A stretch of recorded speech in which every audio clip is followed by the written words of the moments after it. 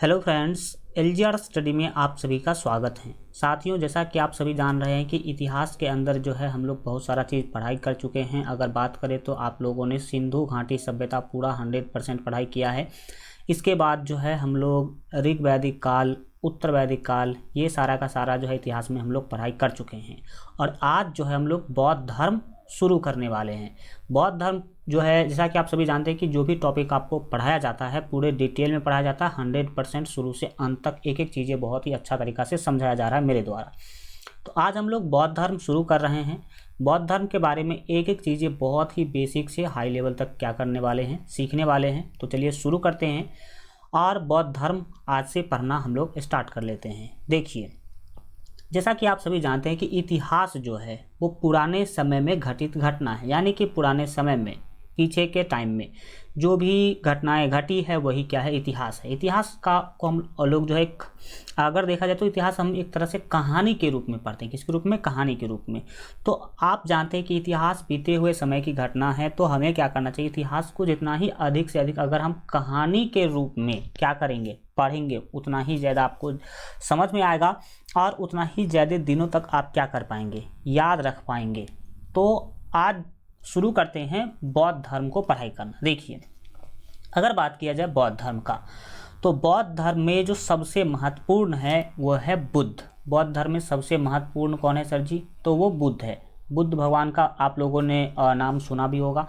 तो सबसे महत्वपूर्ण जो है बौद्ध धर्म के अंदर वो बुद्ध है। तो हम लोग जो है आज बुद्ध के बारे में ही पूरा डिटेल में शुरू से अंत तक जानेंगे। और अगर आप बुद्ध के बारे में सब कुछ जान गए, बुद्ध ने जन्म से लेकर मरण तक क्या करा, तो आपका बौद्ध धर्म खत्म। क्योंकि बौद्ध धर्म के अंदर जो भी कुछ किए हैं वो बुद्ध ही किए हैं।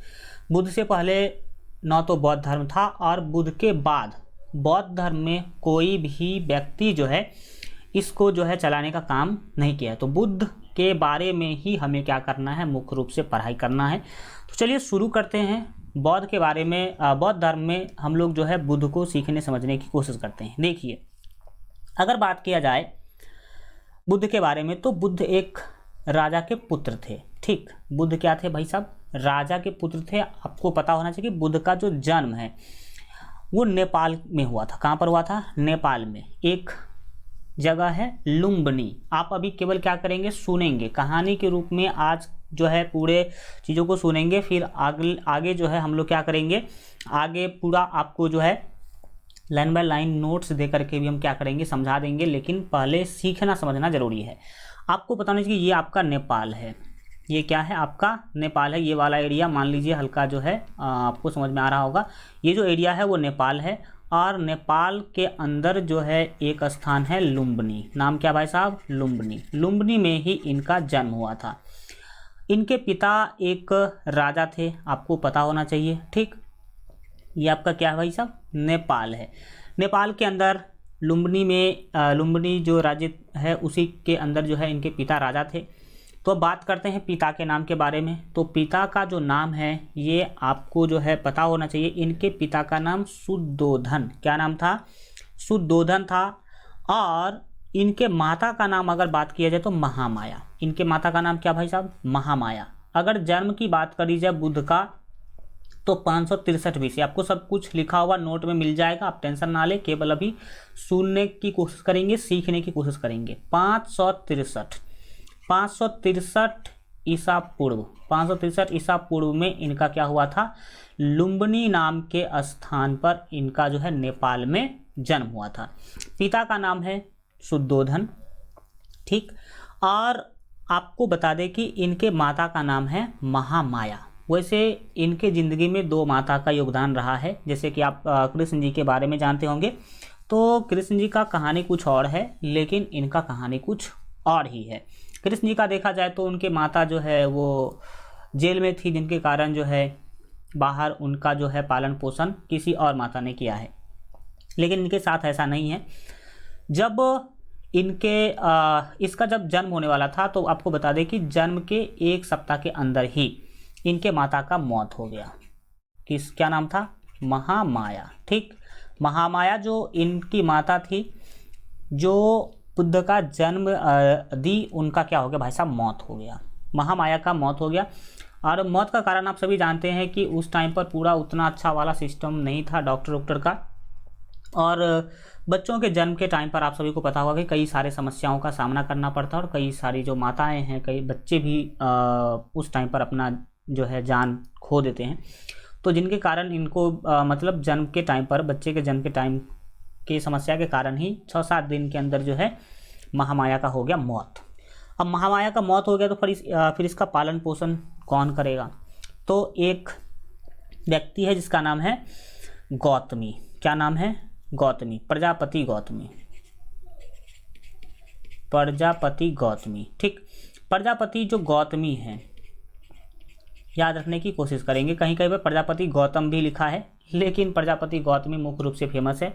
प्रजापति गौतमी जो है बुद्ध के मौसी थी। क्या थी? बुद्ध के मौसी थी। आप प्लस में माँ भी थी। प्लस में क्या थी? माँ भी थी। जब महामाया का मौत हो गया तो इनके पिताजी शुद्धोधन ने क्या किया? बुद्ध के मौसी जिसका नाम था प्रजापति गौतमी, उनसे जो है विवाह कर लिए। तो एक तरह से देखा जाए तो प्रजापति गौतमी तो फर्स्ट ऑफ ऑल इसकी मौसी थी, और साथ ही साथ इनकी माँ भी होगी, जिसे सौतीली माँ कहते हैं, उस तरीक़ा से आप जो है समझ सकते हैं। तो प्रजापति गौतमी ने ही इनका पालन पोषण शुरू से अंत तक किया।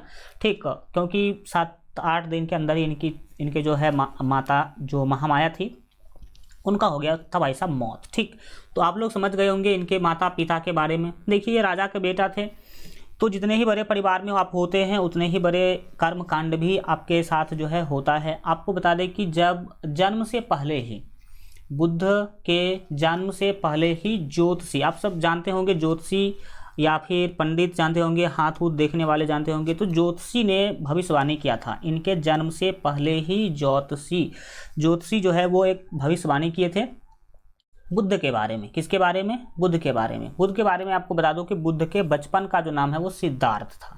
बुद्ध के बचपन का नाम क्या था? सिद्धार्थ था।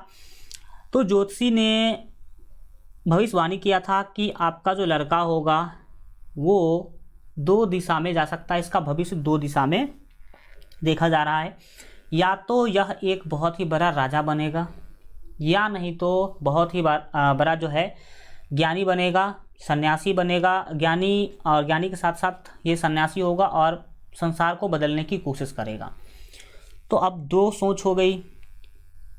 राजा है इनके पिता, पहला उन्होंने बोल दिया या तो ये क्या बनेगा? राजा बनेगा, या नहीं तो ये बहुत बड़े साधु सन्यासी बन जाएंगे। तो देखिए, कोई भी बाप, कोई भी पिता ये नहीं चाहता है कि उसका पुत्र क्या बन जाए?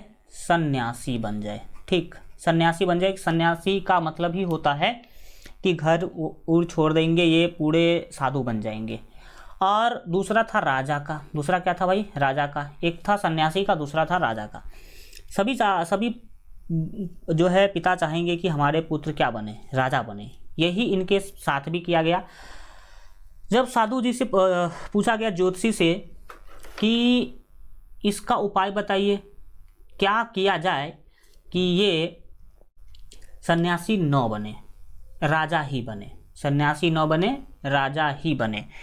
तो ज्योतिषी बोले कि देखिए, सन्यासी जो लोग बनते हैं ना, वो बहुत सारे परिस्थिति को देख करके बनते हैं। सन्यासी का मतलब है घर परिवार त्याग देना, छोड़ देना।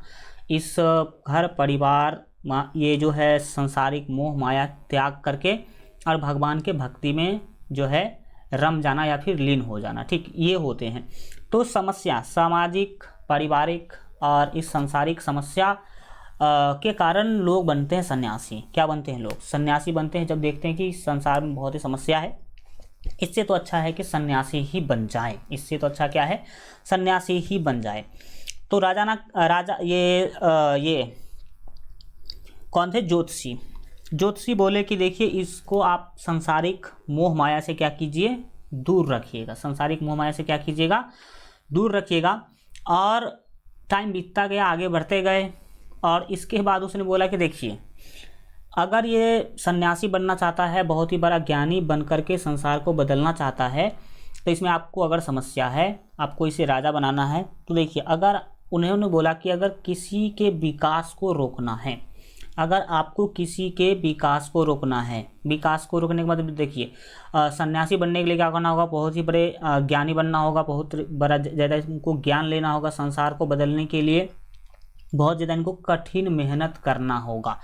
तो ज्योतिषी साहब बोले कि देखिए, किसी के विकास को रोकना हो तो उसका विवाह करवा दीजिए। क्या करवा दीजिए?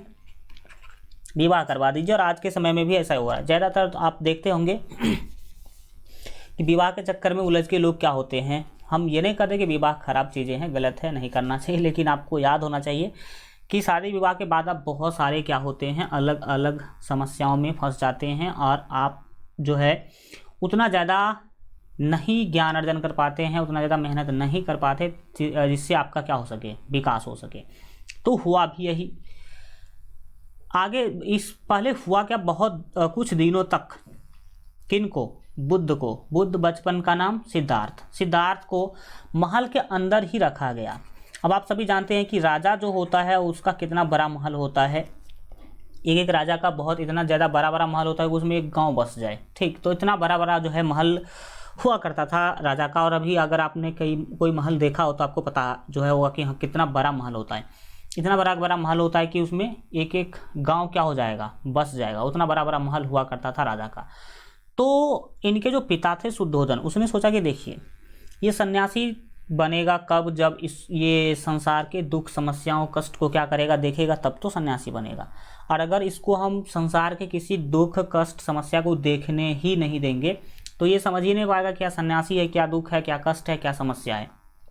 तो इसने क्या किया, बहुत दिनों तक, लगभग कह सकते हैं 17-18 वर्ष की उम्र तक जो है इनको महल के अंदर ही रखा गया। महल के अंदर ही जो है पूरा सारा का सारा सुविधा उविधा दिया गया, मतलब सब कुछ, जिंदगी की सारी जो है सुविधाएं इनको महल के अंदर ही दिया गया, महल से बाहर नहीं जाने दिया गया।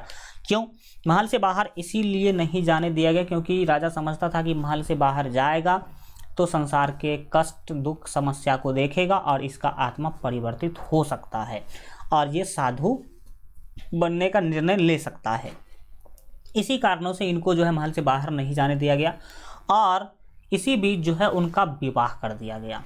विवाह कर दिया गया जो है, इनके पत्नी का नाम था यशोधरा। क्या नाम था? ठीक, यशोधरा नाम था। हल्का 1 मिनट इसको मिटा देते हैं क्योंकि पेन चलने के लिए बहुत ही अच्छा तरीका से तैयार है नहीं, समझिएगा पूरे ध्यान से, एकदम आराम आराम से, कोई ये नहीं है, ठीक। क्या नाम था इनके पत्नी का? तो इनके पत्नी का नाम था यशोधरा, ठीक। यशोधरा से इनका क्या कर दिया गया, विवाह कर दिया गया इसी बीच, ठीक। ये विवाह इसलिए किया गया था ताकि जो है इस तरह से ये क्या हो जाए, पारिवारिक जिंदगी में और कह सकते हैं वैवाहिक ज़िंदगी में क्या हो जाए, व्यस्त हो जाए और इनको सन्यासी के बारे में कुछ पता ही ना चल पाए। ठीक है भाई, विवाह कर दिया गया, यशोधरा के साथ इनका विवाह हुआ। अब जो है ये रहने लगे अपने महल के अंदर ही, लेकिन अभी तक ये बाहर नहीं निकले हैं, अभी तक ये बाहर नहीं निकले हैं। अब इसी बीच विवाह के कुछ सालों के बाद ही जो है इसी बीच इनका मन किया कि हम बाहर जाएंगे घूमने उमने, महल में बहुत दिनों से हम रह रहे हैं। रोका गया, बहुत सारे लोगों ने बोला कि नहीं आपको अंदर में रहना चाहिए, कोई दिक्कत नहीं है, आप अंदर में रहिए। लेकिन इनका तो मन बन चुका था कि हमें बाहर जाना है तो जाना है। तो इन्होंने एक अपने सारथी से बोला, अपने सारथी जानते हैं, सारथी जो रथ होता है, जो रथ को चलाता है उसे कहते हैं सारथी, ठीक। रथ को चलाने वाले को क्या कहते हैं, सारथी कहते हैं। तो ये निकले घर से बाहर घूमने के लिए गए। तो आप सभी जानते हैं कि जैसे आप देखते होंगे कि जब अभी भी कहीं पर अगर मुख्यमंत्री प्रधानमंत्री आते हैं तो पूरे जिस भी शहर में आते हैं उस शहर को पूरा अच्छा तरीक़ा से साफ कर देते हैं, चूना वूना छीट छाट दिया जाता है, पूरा अच्छा से सुरक्षा व्यवस्था लगा दिया जाता है ताकि लगे मुख्यमंत्री साहब प्रधानमंत्री साहब को कि हमारा देखिए कितना विकास हो रहा है, हमारे देश में कितना विकास है, पूरा जाम क्या करता है, ऐसा सिस्टम लगा देता है कि जाम ना लगे। तो जब ये भी महल से बाहर जा रहे थे तो पूरे जो है जहाँ जाने वाले थे वहाँ पूरा जो है अच्छा साफ़ सुथरा करवा दिया गया, सब कुछ को जितना भी समस्या वाला चीज़ था सबको हटा उठा दिया गया, चारों बगल जो है सैनिक को खड़ा कर दिया गया और ये निकले अपने रथ से। जब निकलते हैं घर से बाहर तो अब ये रास्तों में रास्ता जा रहे थे, मतलब घूमने ही जा रहे थे। तो ये इनका सबसे ये आगे जैसे बढ़े, कुछ दूर जाने के बाद इन्होंने देखा एक व्यक्ति है, उसका पूरा बाल उजला हो गया है, दाढ़ी उड़ी पूरा उजला हो चुका है, और वैसे झुक के वो चल रहे हैं। क्या हो रहे हैं? झुक के एक लाठी के सहारे क्या हो रहे हैं? चल रहे हैं। तो जो बुद्ध थे, कौन? बुद्ध कभी इस तरह के व्यक्ति को देखे नहीं थे। तो सबसे पहला याद रखिएगा, पहला जो है किससे मिले? तो एक ऐसे व्यक्ति से मिले जिसका बाल पूरा पका हुआ है, मतलब वो पूरा समझ लीजिए कि समस्या में है, जो बूढ़ा जिसको कहते हैं। देखिए हम ऐसा इसलिए बता रहे हैं ताकि आपको सिस्टमेटिक क्या हो याद रखें, क्योंकि ये चीज़ एग्जाम में पूछा जाता है, वो भी नंबर वाइज पूछा जाता है कि सबसे पहले किससे मिले, दूसरा नंबर पर किससे मिले, तीसरा नंबर पर किससे मिले। तो इन्होंने देखा एक व्यक्ति है जिसका बाल पूरा जो है उजला हो चुका है, ऐसे झुके हुए हैं 90 डिग्री पर, और लाठी पर किसी तरह जो है चल रहे हैं, बहुत ही ज़्यादा कष्ट में हैं। तो उन्होंने अपने सारथी से पूछा कि ये क्या है, ये क्या हुआ, मतलब ये क्यों ऐसे झुक के चल रहा है, इसको क्या हुआ? तो सारथी बोलते हैं कि देखिए ये बूढ़ा है, और बूढ़ा होने के बाद सभी लोगों को ऐसा ही होना पड़ता है, बूढ़ा में लोगों को बहुत ज़्यादा समस्या का सामना करना पड़ता है। तो ये तो कभी बूढ़ा देखा नहीं था। बूढ़ा लोग वैसे भी जानते हैं कि बहुत ही क्या होते हैं, समस्या में होते हैं। तो इन्होंने तो कभी इतना समस्या वाला बूढ़ा लोग देखा नहीं था, क्योंकि महल से बाहर ये निकला नहीं था। तो इसने पूछा कि क्या सब बूढ़े हो जाएंगे, हम भी बूढ़े हो जाएंगे? कहाँ, एक दिन आपको भी क्या होना है? बूढ़ा होना, और इस तरह से समस्या से क्या करना है, क्या होना होगा? गुजरना होगा। तो सबसे पहले किससे मिले? बूढ़ा से मिले।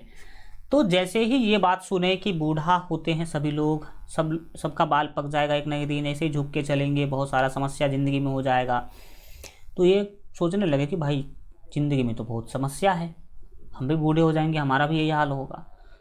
ठीक है, बस इसका दिमाग हल्का जो है समझ सकते हैं कि इस तरह से होने लगा। कहा ठीक है चलो आगे बढ़ो, देखते हैं क्या है। जब कुछ दूर ये आगे बढ़े तो दूसरा नंबर पर, याद रखिएगा नंबरिंग पूछता है। कुछ दूर आगे बढ़ने के बाद इन्होंने देखा कि एक व्यक्ति है जो ये बैठा हुआ है, बहुत ज़्यादा खांसी कर रहा, मतलब बीमार है। वो क्या है? बहुत ही क्या है? बीमार है, बहुत ज़्यादा क्या है? बीमार है। लोग उसको घेर के बैठे हुआ है, उसका देखभाल कर रहा है। समझ में आ रहा है कि नहीं? और उसके चारों साइड आप सभी जानते हैं कि समाज गांव में जब किसी को ज़्यादा बीमारी हो जाता है तो लोग घेर लेते, देखने के लिए आते हैं, उसका सेवा पानी चलता रहता है। तो इन्होंने देखा कि भाई, और ये कि तो अजब हाल है, एक व्यक्ति है जो बहुत ही ज़्यादा खांस उस रहा है और वो समस्या में जा रहा है। तो इसने फिर सारथी से पूछा कि ये क्या है, इसको क्या हो गया? तो सारथी कहता है कि देखिए ये बीमार आदमी है। क्या है? बीमार। तो बोला बीमार क्या होता है? कहता बीमार होता है समस्या के कारण हमारा जो शरीर के अंदर है कोई ना कोई समस्या आ जाती है, या फिर कोई अंग काम करना क्या है बंद कर देता है, जिसके कारण लोग बीमार हो जाते हैं और कई सारे समस्याओं का तब सामना करना पड़ता है। तो बुद्ध फिर पूछे कि क्या हम भी बीमार पड़ेंगे? कहता हाँ बिल्कुल ठीक, बिल्कुल है, सभी लोग किसी न किसी कारणों से कभी न कोई बीमारी से ग्रसित हो ही जाते हैं। तो सोचा कि भाई हम भी बीमार पड़ जाएंगे भाई, तब तो समस्या है, मतलब ज़िंदगी में तो समस्या दिखने को मिल रहा है। तो दूसरा समस्या इनको दिखने को मिल गया। भाई पहला दिन ये घर से बाहर निकले और देखिए इतना ज़्यादा समस्या आपको देखने को क्या हो रहा है, मिल रहा है, और मतलब दुख कष्ट समस्या इस सब चीज़ों को वो क्या हो रहा है पहले ही दिन में देख रहे हैं। पहला दिन जब महल से निकले हैं उस टाइम तक ही, उस अभी तक में ही क्या हो रहे हैं का समस्याओं को देख रहे हैं। इनका दिमाग में कुछ घूमने लगा। भाई समझ में आ रहा होगा आप लोगों को कि जो महल के अंदर ये सुख देख रहे थे उस सुख को ये क्या होने लगे, ये करने लगा कि भाई ये इतना ज़िंदगी में कष्ट है, आगे बढ़ करके तो ये होने वाला हमारी ज़िंदगी में। फिर आगे बढ़े तो तीसरा नंबर पर इनको दर्शन हुआ एक शव का। किसका? शव का। सब जानते हैं, शव हिंदू धर्म में उसको कहते हैं जो मान लीजिए कि मृत्यु के बाद मरे हुए व्यक्ति को शव कहते हैं। मरे हुए व्यक्ति का जो शरीर होता है उसको शव कहते हैं। इन्होंने देखा कि एक व्यक्ति है जिसको ऐसे चिता पे लेटाया हुआ है और 4 आदमी उसको उठा करके क्या है ले जा रहा है। तो ये अपने सारथी को बोलते हैं कि ये क्यों उस पे सोया हुआ है, इसको सब उठा के क्यों ले जा रहा है। तो सारथी बोलता है कि भाई सोया नहीं है, ये सो चुका है पूरा ज़िंदगी सदा सदा के लिए, मतलब ये मर चुका है और इसको अब ले जाया जा रहा है शमशान घाट, जलाया जाएगा, ठीक। और ये जलने के बाद भगवान के पास चले जाएंगे, ऐसा बोलते हैं सारथी। बोला तब तो बहुत समस्या, क्या हम भी मर जाएंगे? बोले हाँ आप भी मर जाएंगे, आपके पिता भी मर जाएंगे एक ना एक दिन, आपके एक माता तो मर चुकी पहले और ये भी मर जाएगी, आपकी पत्नी भी मर जाएगी, सभी को एक ना एक दिन क्या करना है, मरना है। भाई इसने सोचा कि भाई मृत्यु भी होती है, इस आज वो जान पा रहे हैं कि मृत्यु भी होती है दुनिया के अंदर, क्या होती है, लोग मरते भी हैं, क्योंकि इनको ये सब कुछ बताया ही नहीं गया था महल के अंदर। आपको पता होना चाहिए 29 वर्ष तक ये महल में ही रहते थे, महल से बाहर जाते ही नहीं थे, इनको जाने की ऑर्डर ही नहीं थी, मतलब सब कुछ सुख सुविधा अगर आपको महल के अंदर ही मिल जाता था, इनको तो कहीं जाने की कभी जरूरत पड़ी नहीं। और इनको तो साजिश के तहत जो है महल के अंदर रखा गया था, ताकि ये बाहर के समस्याओं को न देखे, और जब बाहर की समस्याओं को नहीं देखेगा तो ये जो साधु बनने वाला सोच है उधर ये अग्रसर नहीं हो पाएगा। हुआ यही। सबको देखने के बाद इनका तो दिमाग पूरा सा ये हो गया कि भाई पूरा जो दुनिया है वो दुखों से क्या है, भरा हुआ है, इस ज़िंदगी में कुछ रखा उखा हुआ नहीं है। फिर आगे बढ़ते हैं और चौथा नंबर पर ये देखते हैं एक सन्यासी को। किसको देखते हैं? एक सन्यासी को ये क्या करते हैं, देखते हैं। ऐसे जो योग मुद्रा में बैठे हुए हैं, दाढ़ी है, कमंडल है, जटा आप सभी जानते होंगे, जटा बढ़ाए हुआ है और भगवान के ध्यान में लगे हुए हैं। ये बुद्ध पूछते हैं अपने सारथी से कि ये क्या है, इसका क्या मतलब है, ये ऐसे क्यों बैठे हुए हैं? तो सारथी बोलते हैं कि ये सन्यासी है, क्योंकि इन्होंने कभी सन्यासी उन्यासी देखा नहीं था महल के अंदर। तो ये बोलते हैं कि ये सन्यासी है और ये भगवान का ये कर रहे हैं, मतलब भक्ति कर रहे हैं। तो बोलते हैं कौन भगवान? जिस भगवान के पास ये गया, ये जा रहा है, उसी भगवान का। बिल्कुल हाँ, बिल्कुल सही, उसी भगवान का ये तपस्या कर रहे हैं, भक्ति कर रहे हैं। और कहता कि ये सन्यासी क्या होता है, मतलब भक्ति करने से क्या होता है? तो कहता है कि वो सारथी कहता है कि भक्ति करने से होता है कि आप सन्यासी जो है वो भगवान के पास जो है एक ना एक दिन उसको मोक्ष की प्राप्ति हो जाती है। कहते हैं कि सन्यासी क्या करता है, क्या होता है इस सन्यासी का मतलब? तो कहते देखिए सन्यासी का मतलब है कोई कष्ट नहीं, कोई मोह माया नहीं, कोई ज़िंदगी में ये पारिवारिक समस्या नहीं। ये सन्यासी होते हैं और सब कुछ से ये अलग होते हैं, इसके ज़िंदगी में कोई कष्ट उष्ट नहीं होता है और ये भगवान का भक्ति करते हैं और एक ना एक दिन इनको मोक्ष की प्राप्ति हो जाते हैं, भगवान के शरण में चले जाते हैं। 4 व्यक्ति से मिलने के बाद बुद्ध को लगा कि सबसे अच्छा सन्यासी है, क्योंकि इसको कोई मोह माया नहीं है, कोई ये वो कुछ भी नहीं है, मतलब मोह माया और पारिवारिक सामाजिक कोई भी समस्या इसके पास नहीं होती है और ये भगवान का ही भक्ति करता। भगवान का भक्ति करने के बाद इनको मोक्ष की प्राप्ति हो जाती है, ये भगवान के पास चले जाते हैं स्वर्गलोक में। ऐसा देखा इन्होंने सन्यासी में और इनको लगा कि सबसे अच्छा सन्यासी ही है। क्या लगा इनको? लगा, बुद्ध को लगा कि सबसे अच्छा क्या है, सन्यासी ही है, सन्यासी बन जाना चाहिए। इससे क्या होगा कि हमें कोई जो है ये दुख सांसारिक मोह माया जो है, इससे हमको कोई समस्या जो है इस सब की समस्या हमें नहीं झेलनी पड़ेगी। हुआ भी यही। ये घूम के आए महल में आए तो ये यशोधरा जो है कुछ दिन तक ये तो मूड ऑफ इनका रहा, कुछ दिनों तक मूड ऑफ रहा और घूम के बाहर से घूम कर के आए तो यशोधरा से बोले कि जो है इस संसार में सब कुछ मोह माया है, छोड़ देंगे हम ये सब।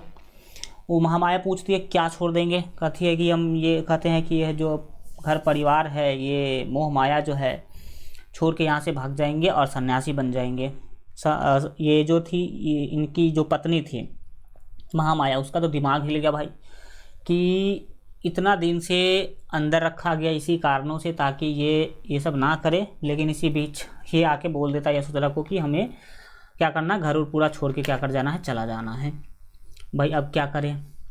अब ये सोच रहा था कि हम क्या करेंगे, घर से निकल जाएंगे, लेकिन उसी 1-2 दिन के बीच क्या हुआ कि इनको पता चला कि इनकी जो पत्नी है महामाया वो गर्भवती है, मतलब बच्चे का जन्म देने वाली है। बच्चे का क्या करने वाली है? जन्म देने वाली है। और आप जैसा कि जानते हैं कि जो राजभवन होते हैं उसके अंदर बहुत सारी दासियां होती है देख रेख के लिए, काम उम करने के लिए। तो दासियों में जो है मतलब आपको पता होना चाहिए कि समाचार पहुंचाने का जो है, अगर कोई अच्छा समाचार राजाओं को जो पहले सुनाता था उस टाइम पर उसको कुछ इनाम उनाम दिया जाता था। लड़के का जन्म हुआ, लड़के का क्या हुआ, जन्म हुआ। तो एक दासी जो है, आप सबको पता होगा, सभी दासियों को होड़ लगा होता है कि मैं पहले बताऊंगा तो राजा साहब पहले हमें क्या करेंगे, कुछ ना कुछ दान उन देंगे, इनाम उनाम देंगे। तो एक जो है दासी, बच्चे का जन्म हुआ, लड़का हुआ, ठीक है। राहु जो है, अभी बात करते हैं आगे कि क्या कैसे हुआ। बच्चे का जन्म हुआ, लड़का हुआ। एक दासी दौड़ के जाती है बुद्ध को ये समाचार देने, बुद्ध को ये समाचार देने जाती है कि आपके पत्नी ने लड़के का जन्म दिया है। बुद्ध जो है ये लेकर के जाता है, समाचार बुद्ध को पता चलता है कि भाई एक तो हम घर से बाहर निकलने वाले थे और ये बीच में जो है लड़के का जन्म हो गया, तो समस्या है। क्योंकि देखिए, अगर आप घर छोड़ के जा रहे हैं, कोई आगे पीछे नहीं है, कोई दिक्कत नहीं है, पत्नी अगर होती भी है तो उसको बहुत सारे लोग जो है छोड़ के चले भी जाते हैं, तो उतना ज़्यादा बड़ा समस्या नहीं होता। लेकिन बुद्ध सोचता है कि अब जो है परिवार में एक बच्चे का जन्म हो चुका है और जब वो इसको छोड़ करके हम क्या हो जाएंगे, चले जाएंगे, तो समाज क्या सोचेगा कि नया नया बेटे का जन्म हुआ, उसको भी जो है छोड़ के क्या हो गया, चला गया। कुछ ऐसा लोग जो है सोचते हैं। हुआ भी यही। और आप सभी को पता होगा कि जो भारतीय समाज है, भारतीय समाज में बेटी से ज़्यादा कुछ बेटा का क्या किया जाता है, महत्व दिया जाता है। मार्केट में तो कुछ अभी हो ही गया, मतलब मार्केट के लोग हल्का हल्का सुधर रहे हैं, लेकिन गांव में अभी भी ये बहुत ही ज़्यादा समस्या है। लड़की का जन्म होता है, जन्म पर उतना ज़्यादा खुशी नहीं मनाया जाता, लेकिन लड़के के जन्म पर बहुत ही ज़्यादा क्या होता है, खुशी मनाया जाता है, ठीक। और लड़के के जन्म को महत्वपूर्ण भी माना जाता है। कई सारे लोग तो एक बेटा के चक्कर में 7-7 बेटी पैदा कर लेते हैं, ठीक। जब तक बेटा ना जन्म ले ले तब तक फुल स्टॉप नहीं मारता है, कॉमा लगा लगा करके आगे बढ़ता रहता है। बेटे का जन्म होगा तभी क्या होगा, मतलब बच्चे का जन्म रुकेगा। आप सभी को पता चल रहा होगा बातें। तो इस तरीक़ा से उसने क्या किया भाई, बेटे का जन्म हुआ है, पूरे राजभवन में खुशहाली है। अब बात उठता है नामकरण का। बात क्या उठता है, नामकरण का। एक दासी जाती है पूछने के लिए कि क्या नाम रखा जाए। किससे, बुद्ध से पूछने के लिए जाती है कि क्या नाम, आपके बेटे का क्या नाम रखा जाए, कुछ आइडिया दीजिए। बुद्ध तो पहले से ही समस्या में है कि ये कहाँ से आ गया, मतलब हम बाहर निकलने वाले थे, इसी बीच में जो है इसका जन्म हो गया। तो इसका मतलब है कि बुद्ध जो जाने वाले थे उसके रास्ता में एक कांटा की तरह उसका पुत्र जो है आ गया था। और आपको पता होना चाहिए, तो इसने, और रास्ते के कांटा को राहुल बोला जाता है। रास्ते के कांटा को क्या बोला जाता है, राहुल। तो इसके मुंह से निकल गया, ये तो मेरे ज़िंदगी का राहुल है, ये तो मेरे ज़िंदगी का क्या है, राहुल है। राहुल मतलब रास्ते का कांटा है। हम घर से बाहर निकलने वाले थे और इसी बीच इसका क्या हो गया, जन्म हो गया। ये मैं बुद्ध की बात बता रहा हूँ, अपना बात नहीं बता रहा हूँ। सन्यासी ने सुना राहुल, उसको लगा कि ये बोल रहे हैं बुद्ध कि मेरे बेटे का नाम रखा जाए राहुल। जितना बुद्धि होगा उतना ही सोच पाएंगे। अब एक दासी को कितना बुद्धि हो सकता है, तो वो जाकर के क्या कर दी, राहुल नाम रख दी। तो इनके पुत्र का नाम हो गया राहुल। इनके पुत्र का नाम क्या हो गया, राहुल हो गया। तो आपने देखा कि इस तरह, किस तरह से जो है इनके पुत्र का नामकरण हो गया।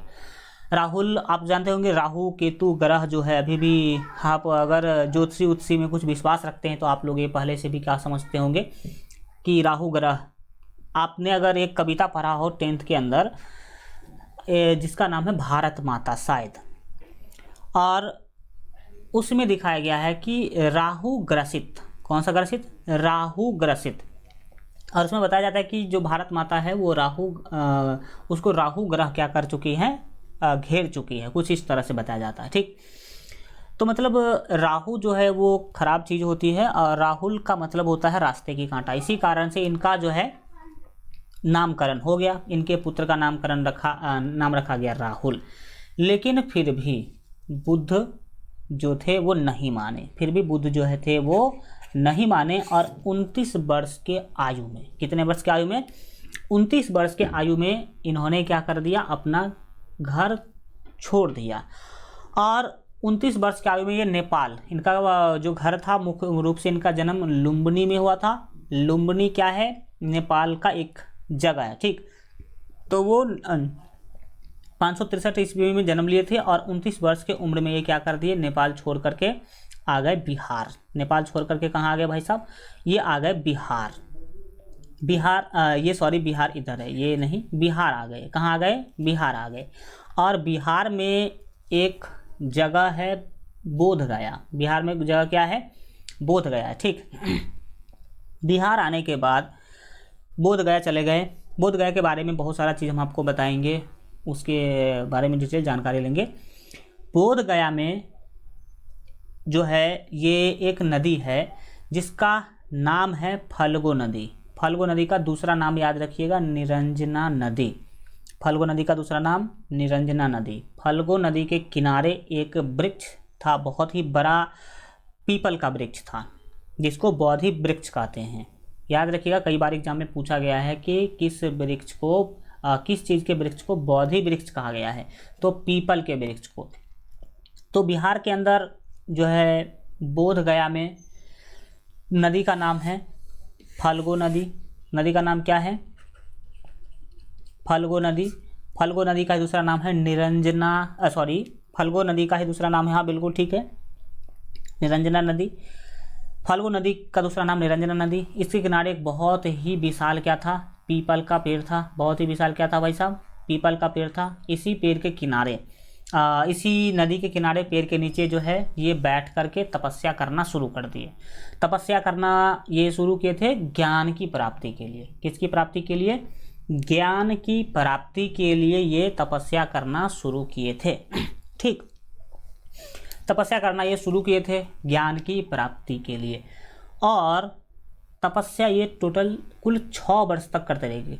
ये आपको बताना चाहिए कि योग के मुद्रा में ये क्या हो गए? यहाँ पर बैठ गए, योग के मुद्रा में बैठ गए और 6 वर्षों तक तपस्या की। कितने वर्षों तक?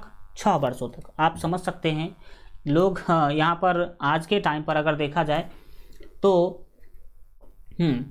आपको पता होगा कि 1 घंटा 2 घंटा दिमाग जो है एकत्रित करके या फिर कह सकते हैं ध्यान लगा के नहीं पढ़ पाते हैं। और ये 6 साल तक, 6 वर्षों तक इन्होंने क्या किया था? तपस्या किया था। और आपको पता होना चाहिए कि ये तपस्या कर रहे थे ज्ञान की प्राप्ति के लिए। सही क्या है, गलत क्या है, इसकी जानकारी के लिए।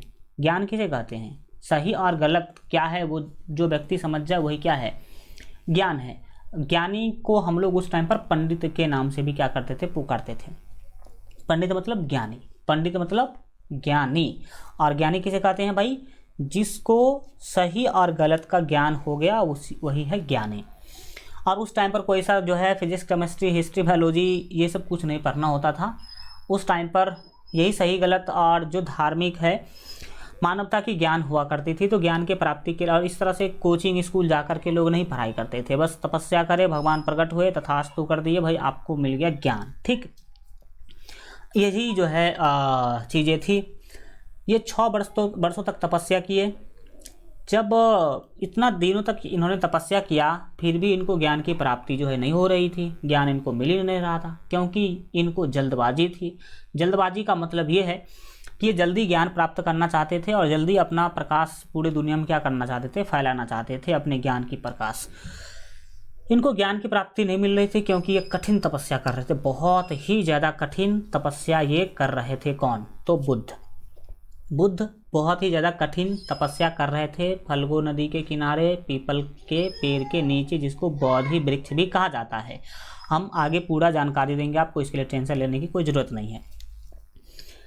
बहुत दिनों के तक जो है तपस्या करने के बाद भी इनको जो है ज्ञान की प्राप्ति नहीं हो रही थी। एक दिन क्या हुआ, इसी नदी में जो है एक लड़की आती है, एक महिला आती है कपड़ा खींचने। आप जानते हैं कि पहले उस टाइम पर ये चापाकल या फिर कुआं का कोई व्यवस्था नहीं था, तो कपड़ा उपड़ा खींचने का काम नदी में हुआ करता था। तो नदी में एक महिला आती है कपड़ा खींचने, और वो महिला एक गाना गाती रहती है। जनरली आप भी देखते होंगे कि कई सारे लोग और जनरली लोग क्या करते हैं, काम करते वक्त कुछ न कुछ गुनगुनाते रहते हैं, और ये अच्छा भी है। आप भी अगर कभी काम करें तो उस टाइम पर कुछ गुनगुनाया करें। इससे क्या होता है कि आप जो है आराम महसूस करते हैं। दूसरी बात, आपका ज़्यादा जो है मन भी लगता है, थकान दूर होता है, ऐसा कहा जाता है।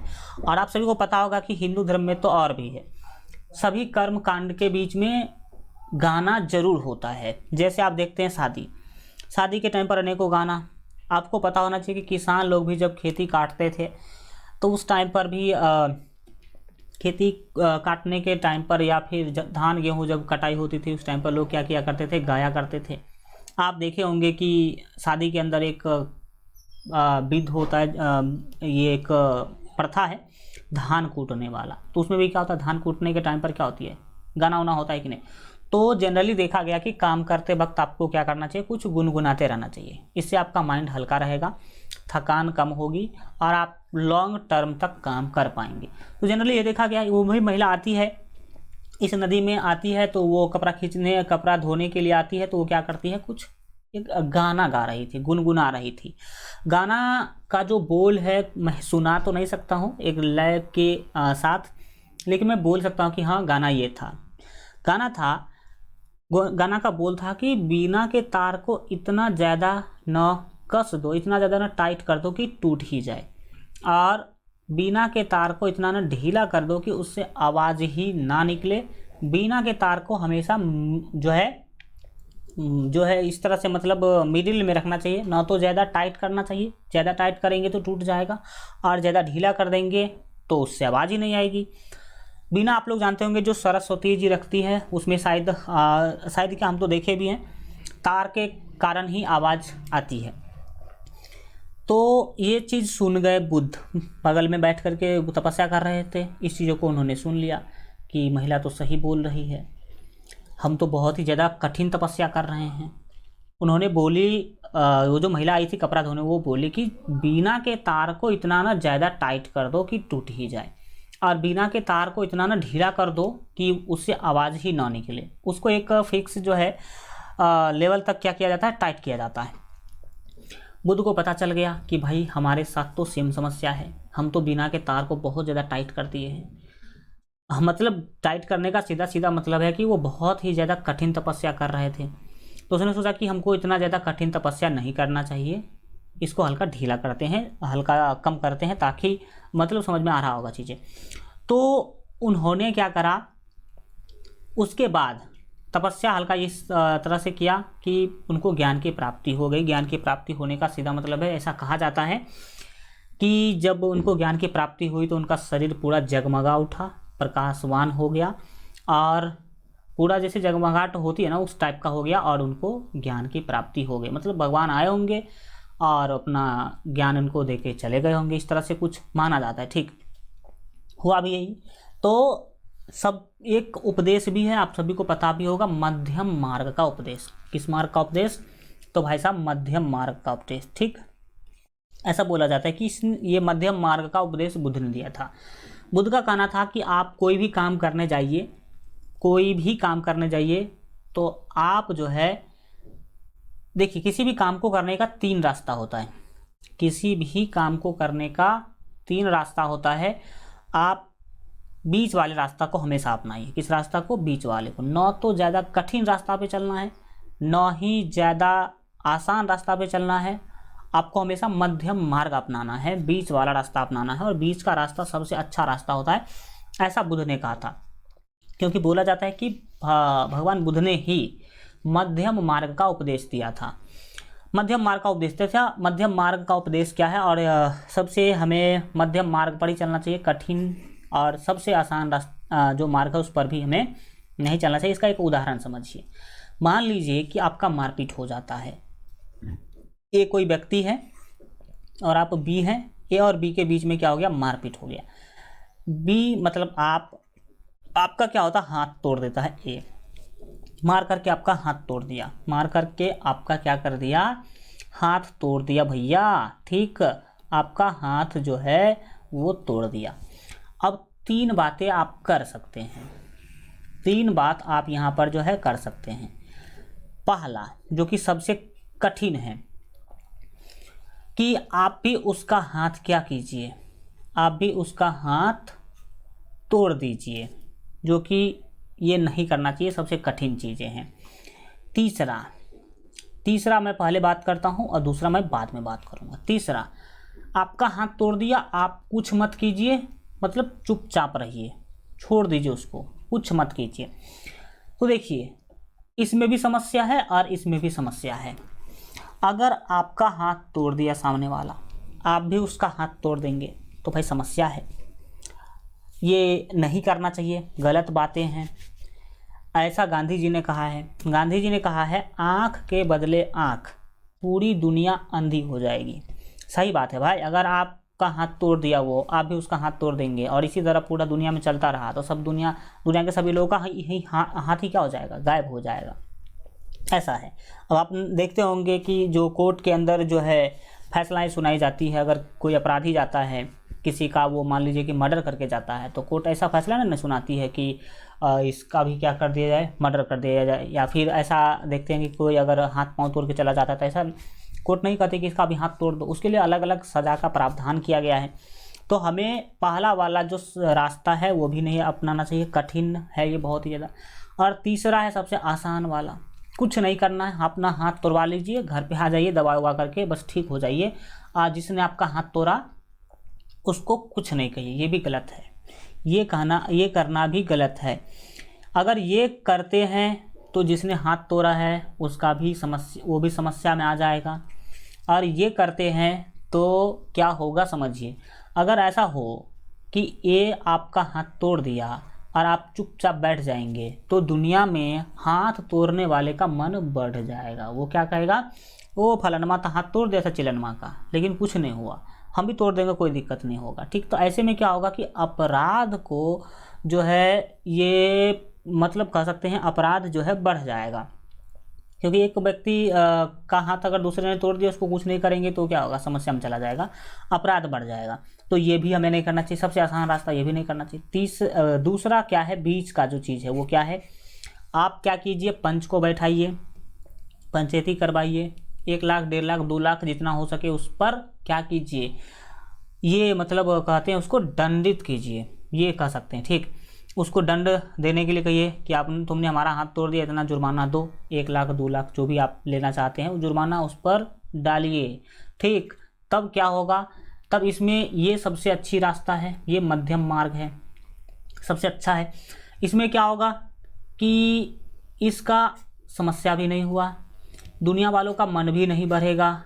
और अब हाथ तोड़ दिया तो आपका हाथ तो लौट के नहीं आएगा, तो आपका हाथ तो लौटा के नहीं दे सकता है, लेकिन उसको छोड़ना भी तो गलत बात है। तो आपको देखिए कि आपको कुछ भारपाई भी हो गया, उसका मनोबल भी नहीं बढ़ा और उसका हाथ भी बच गया। तो सबसे अच्छा रास्ता बीच वाला है कि नहीं, बताइए। सो तो बुद्ध ने मध्यम मार्ग का उपदेश दिया था।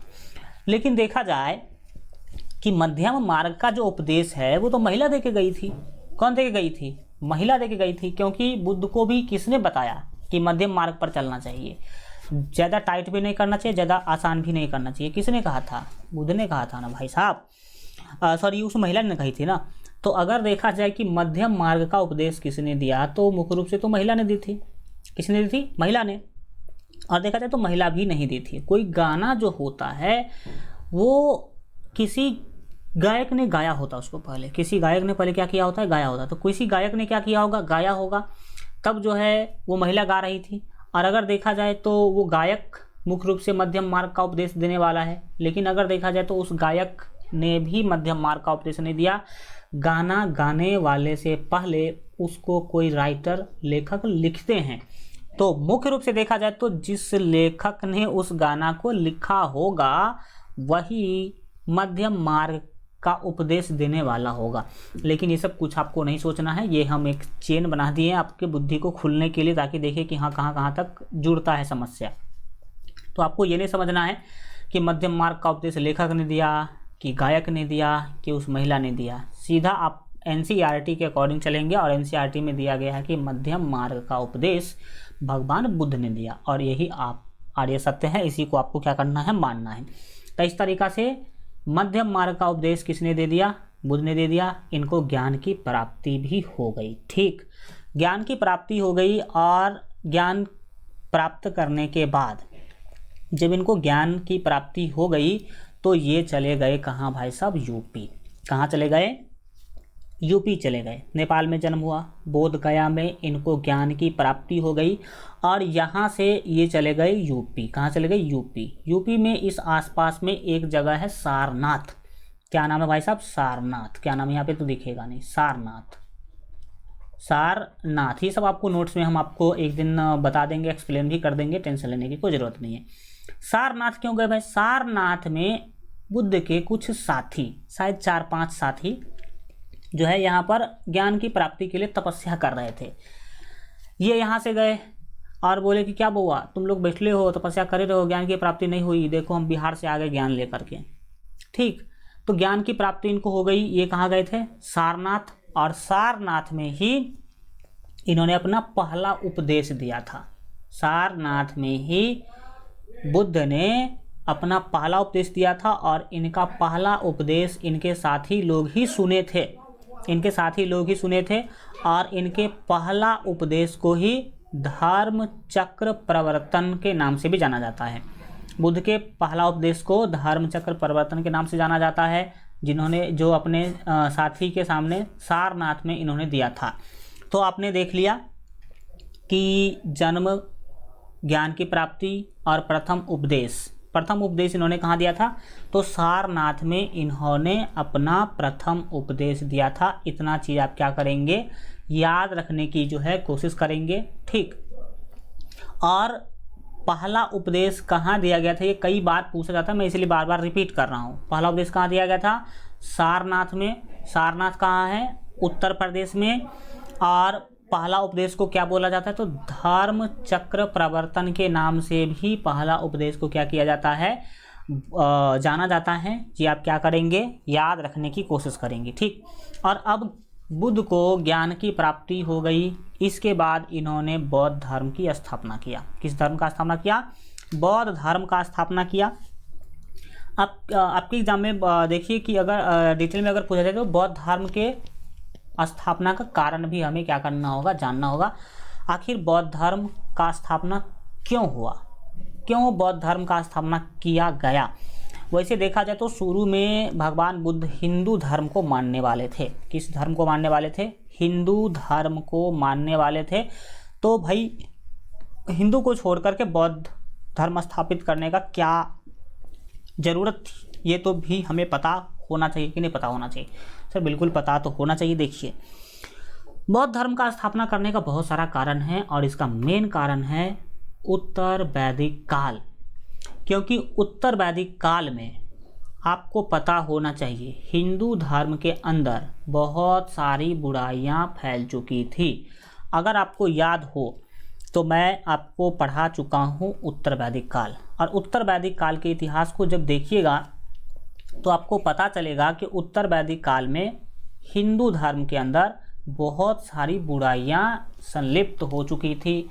आपने नाम सुना होगा नर बलि प्रथा, आपने नाम सुना होगा पशु बलि प्रथा, आपने नाम सुना होगा सती प्रथा। कौन सा प्रथा?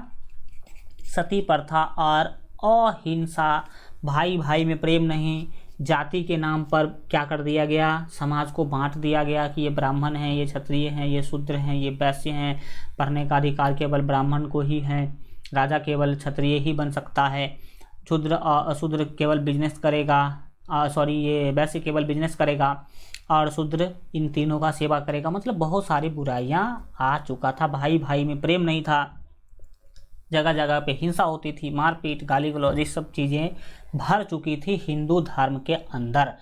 अब क्या है कि सबसे ज़्यादा जो परेशान थे लोग, वो परेशान थे किससे?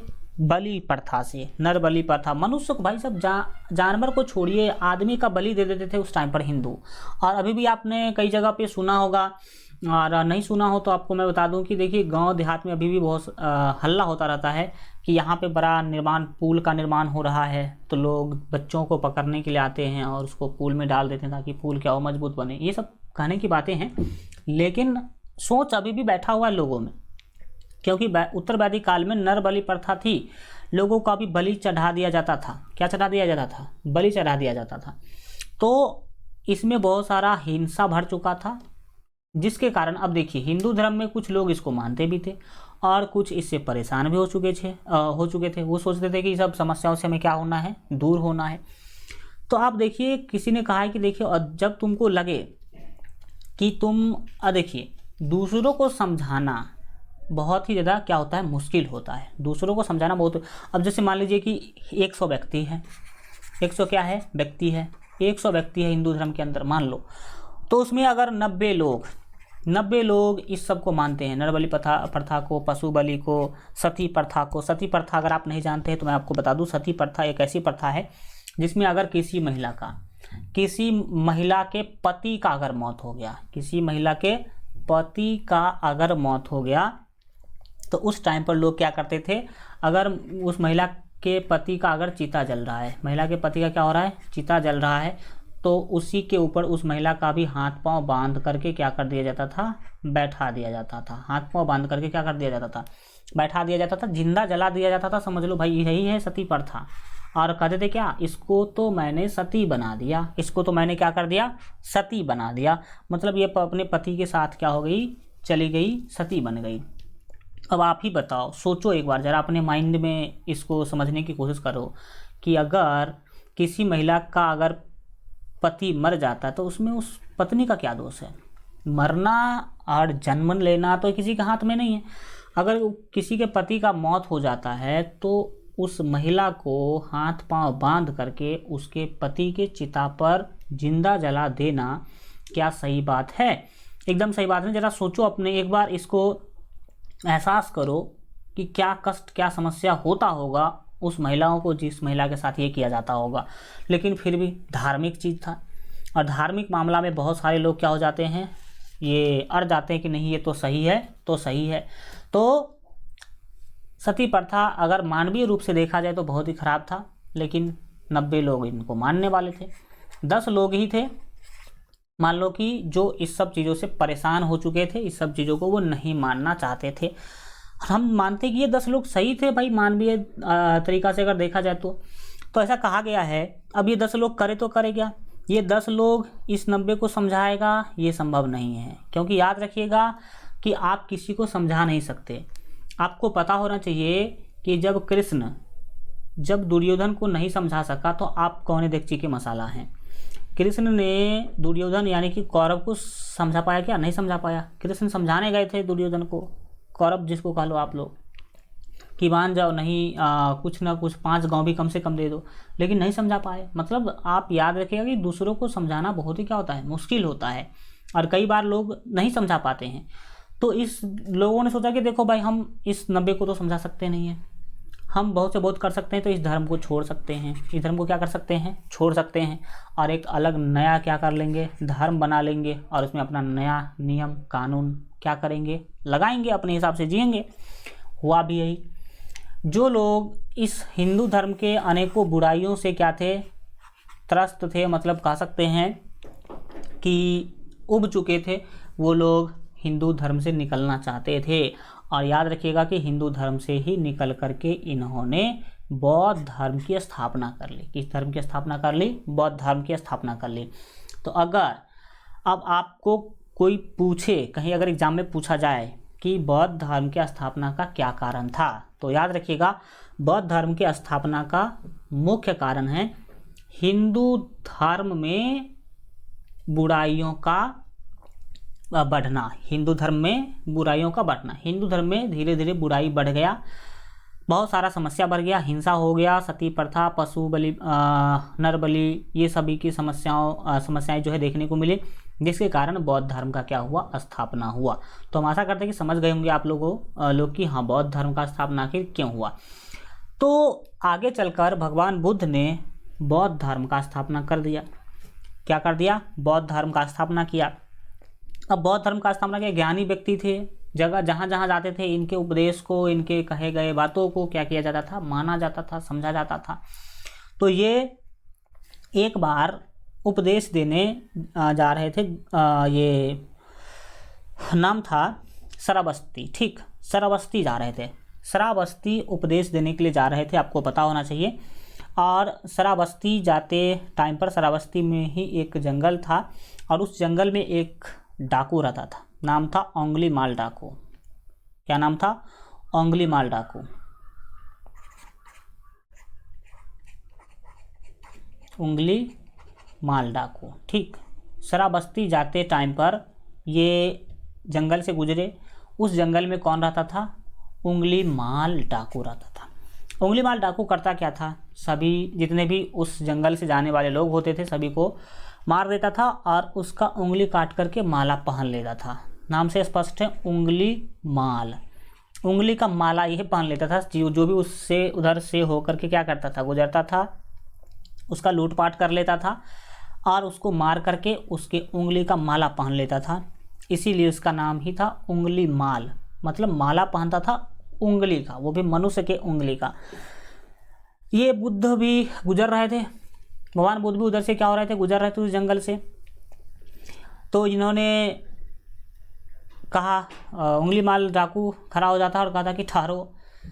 तो भगवान बुद्ध रुक जाते हैं और कहते हैं कि मैं तो ठहर गया, मूर्ख तुम कब ठहरेगा।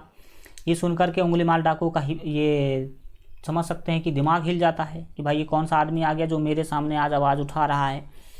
इसने कहा, उंगली माल डाकू ने भगवान बुद्ध से कहा कि आज तुमको मैं मार दूंगा। बुद्ध बोले मार दो। बुद्ध क्या बोले? मार दो। तो उंगली माल डाकू और घबरा गया, भाई ये कैसा आदमी है, उल्टे आदमी है, इसको डर उर की जो है नाम ही नहीं है, ये तो उल्टा आदमी आ गया मेरे सामने। फिर उंगली माल डाकू बोलता है कि तुमको डर नहीं लगता?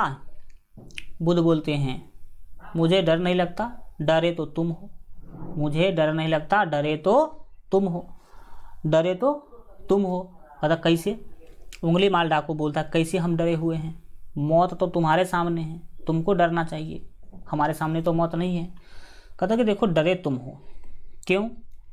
कहता कि देखो मैं एक साधारण आदमी हूँ और मैं कभी भी कहीं भी जा सकता हूँ, किसी से मिल सकता हूँ, लेकिन तुम उंगली माल डाकू हो, तुम कभी भी कहीं नहीं जा सकते हो। तुम अगर कहीं जाओगे तो रात को ही जाओगे, क्योंकि तुमको पता है कि दिन को निकलेंगे, भीड़ उड़ में जाएंगे तो आदमी हमको क्या कर देगा, मार देगा, क्योंकि सबको पता है कि उंगली माल डाकू सबको मारते फिरता है।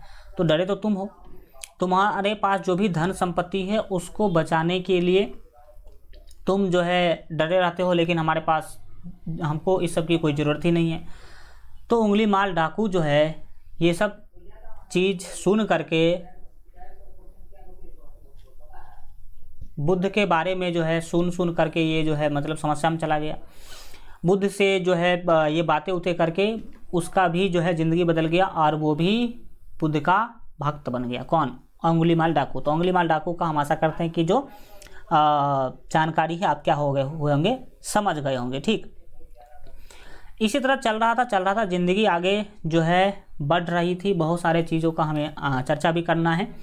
इसी बीच आपको पता होना चाहिए कि जगह जगह पर जाकर के वो बौद्ध धर्म के बारे में प्रचार प्रसार करते थे, उपदेश देते थे, लोगों को समझाते थे कि हाँ क्या है बौद्ध धर्म, किस तरह से है। अलग अलग, आप जानते हैं कि विद्वान लोगों का जगह जगह पे क्या होता है, पूछ होता है, बुलाया जाता है उन्हें उपदेश देने के लिए। जगह जगह जाया करते थे। एक जगह गए तो उनको एक लड़का से मुलाकात हुआ, नाम था आनंद। लड़का का नाम क्या था? आनंद था नाम। लड़का का नाम आनंद था। पता नहीं मैं आनंद सही लिखा कि नहीं लिखा, एक मिनट रुक जाइए। लड़का का नाम क्या था? आनंद। लड़का का नाम आनंद था। ठीक, और आनंद ऐसा लड़का था, बहुत गाली देता था। देखते हैं क्योंकि बहुत सारे लोगों का आदत होता है गाली उली देने का। तो ये आनंद जो है गाली देने वाला लड़का था, सीधा समझ लिए, किसी को गाली दे देता था। बुद्ध को पता चला कि भाई ये बहुत गाली उली देता है। तो हाँ, एक मिनट, हाँ चलिए समझते हैं। आनंद जो है क्या हुआ कि गाली देने वाला लड़का था। बुद्ध सोचा कि इसको कैसे सुधारा जाए। बुद्ध उसको मंच पर बुलाए। आनंद को बुद्ध क्या किए? आनंद को जो है बुद्ध मंच पर बुलाते हैं और कहते हैं कि तुम हमको गाली दो। कहा ठीक भाई, इसको गाली देने में मज़ा आता ही था। ये बुद्ध को क्या करने लगा? गाली देने लगा। 1 घंटा गाली दिया। कहा कि और दो। 2 घंटा दिया। 2 घंटा गाली देने के बाद कहा कि भाई मतलब समझा रहे हैं, ये नहीं कि अब 1 घंटा 2 घंटा आप रट लीजिएगा कि हाँ 1 घंटा दिया था, 2 घंटा एग्जाम में नहीं पूछेगा। ऐसे में आपको क्या कर रहा हूँ, बता रहा हूँ। गाली देने के बाद अब कहा कि अब थक गए हम, अब हमारे पास कोई गाली नहीं है, अब हम थक गए गाली देते देते। तो बुद्ध एक छोटा सा कहानी सुनाते हैं, किसको? आनंद को। कहते हैं कि देखो, मैं तुमको कुछ देना चाहता हूँ, मैं तुमको कुछ देना चाहता हूँ। जैसे मान लो कि मैं तुमको 5 रुपया देना चाहता हूँ, मैं तुमको 5 रुपया क्या करना चाहता हूँ? देना चाहता हूँ। मैंने तुमको 5 रुपया देने की कोशिश करा, लेकिन तुमने कहा कि मैं रुपया नहीं लूँगा, तुमने कहा कि मैं रुपया नहीं लूँगा। और जब तुम रुपया नहीं लोगे तो वो रुपया किसका हुआ? तो आनंद कहता कि अगर आप रुपया मुझे दे रहे थे, मैं आपका रुपया नहीं लिया, तो वो रुपया आपका होगा। वो रुपया किसका होगा? आपका होगा। कहा ठीक, ये बात जानते हो? हाँ बिल्कुल जानते हैं। तो बुद्ध ने कहा कि देखो, अभी तुम जो 2 घंटा से मुझे गाली दे रहे हो वो मैंने नहीं लिया, तो किसका हुआ? वो तो तुम्हारा हो गया। भाई आनंद का दिमाग हिल गया कि ये 2 घंटा से मैं जो गाली दे रहा था, ये अगर लिया ही नहीं वो गाली, तो किसका हो गया? मेरा हो गया। और अगर ये गाली मेरा हो गया तो इस आनंद का बुद्धि खुल गया। समझ में आ रहा है कि नहीं आ रहा? आपका भी बुद्धि खुल जाना चाहिए। आनंद का बुद्धि खुल गया और आनंद बहुत ही बड़ा भक्त हो गया, बहुत ही बड़ा चेला बन गया। किसका? बुद्ध का। क्योंकि बुद्ध ऐसे ही करते ही थे। मतलब बुद्ध, देखिए, बुद्ध उपदेश देते थे और ये नहीं कहते थे कि आप हमारे बातों को मानिए, हम जैसा कहते हैं वैसा ही कीजिए। हम केवल कहते हैं और आप उसको ज़िंदगी में अप्लाई कीजिए और देखिए कि हम जो बोले हैं वो सही बोले हैं कि नहीं। उसको वेरीफाई करने के बाद ही आप मेरे बातों को मानिए। ऐसा नहीं कि हम जो बोलेंगे वही आप क्या कर लीजिएगा, मान लीजिएगा। ऐसा जो है बुद्ध जो है बोलते थे। बुद्ध बोलते थे कि ऐसा जो है हमारे बातों को मत मानिए, आप सच्चाई को जानिए, हम जो बोलते हैं उसको देखिए ज़िंदगी में अप्लाई करके कि वो सही बात है कि गलत बात है, और तब मानना हो तो मानिए, नहीं मानना हो तो मत मानिए। तो ये उपदेश के बारे में कुछ जानकारी थी। अब आनंद देखो, जैसा स्वभाव होता है वो तो बदलता है नहीं। आपको पता होना चाहिए कि शुरू में बौद्ध धर्म में महिलाओं का प्रवेश वर्जित था। मतलब भगवान बुद्ध महिला को शामिल नहीं होने देते थे। कहते थे कि महिला को बौद्ध धर्म में शामिल नहीं किया जाएगा। लेकिन आनंद जो है, कहा महाराज इतना दिन से आप घूम रहे अकेले, महिला उला को शामिल कीजिए, बौद्ध धर्म के अंदर महिला को भी क्या कीजिए, शामिल होने का मौका दीजिए। बुद्ध कहा कि नहीं नहीं, महिलाओं को जो है बौद्ध धर्म में हम शामिल नहीं कर सकते हैं। आनंद बहुत तंग किया कि नहीं नहीं कीजिए, महिलाओं को भी बौद्ध धर्म में क्या कीजिए, शामिल कीजिए, उनको भी मौका दीजिए सुधरने का, आगे बढ़ने का। इस सब बातों को सुन करके बुद्ध भगवान ने महिलाओं को बौद्ध धर्म में जो है शामिल होने का जो है मौका दे दिया। आनंद के कहने पर आपको पता होना चाहिए कि बुद्ध ने महिलाओं को बौद्ध धर्म में शामिल जो है किया, शामिल होने का ऑर्डर दे दिया कि हाँ अब महिला भी बौद्ध धर्म में शामिल हो सकती हैं। लेकिन उसी दिन बुद्ध ने बोला कि अब बौद्ध धर्म ज़्यादा दिन तक नहीं चलेगा। ऐसा हम नहीं कहते हैं, ऐसा बुद्ध ने कहा था। क्यों? महिलाओं के शामिल करने के कारण। आपको पता होगा कि जो ज़्यादा समस्या उत्पन्न करने वाली जो होती है वो महिला ही होती है। आप कोई भी घर देख लो जहाँ झगड़ा मारपीट ज़्यादा हो रहा हो, ज़्यादा झगड़ा झांटी हो रहा हो, उसका मुख्य कारण कौन है? महिला ही है। आप ऐसा मत समझिए कि मैं बोल रहा हूँ, ऐसा बुद्ध ने कहा था। बुद्ध ने कहा था, जब महिलाओं को शामिल करने का ऑर्डर उसने दे दिया तो बुद्ध ने ही कहा था कि बौद्ध धर्म अब ज़्यादा दिन तक नहीं चलेगा, क्योंकि इसमें महिला का क्या हो चुका है, एंट्री हो चुका। और हुआ भी ऐसा ही। आगे जाकर के बहुत ज़्यादा दिनों तक बौद्ध धर्म नहीं चल पाया। आगे जाकर के बौद्ध धर्म बहुत ही ज़्यादा दिनों तक जो है नहीं चल पाया था। ये जीता जागता उदाहरण भी है और हम आपको बताएंगे कि कैसे बौद्ध धर्म क्या हो गया, बर्बाद हो गया। ऐसा बुद्ध का मानना था कि महिलाएं जो होती हैं वो भ्रष्टाचार फैलाने में आगे होती हैं, वो बुराई को ज़्यादा क्या करती है, फैलाती है। ठीक। और शुरू में बौद्ध धर्म बहुत ही अहिंसक था, हिंसा नहीं करता था, साथ ही साथ चरित्रवान भी जो है था। आ रहे 1 मिनट।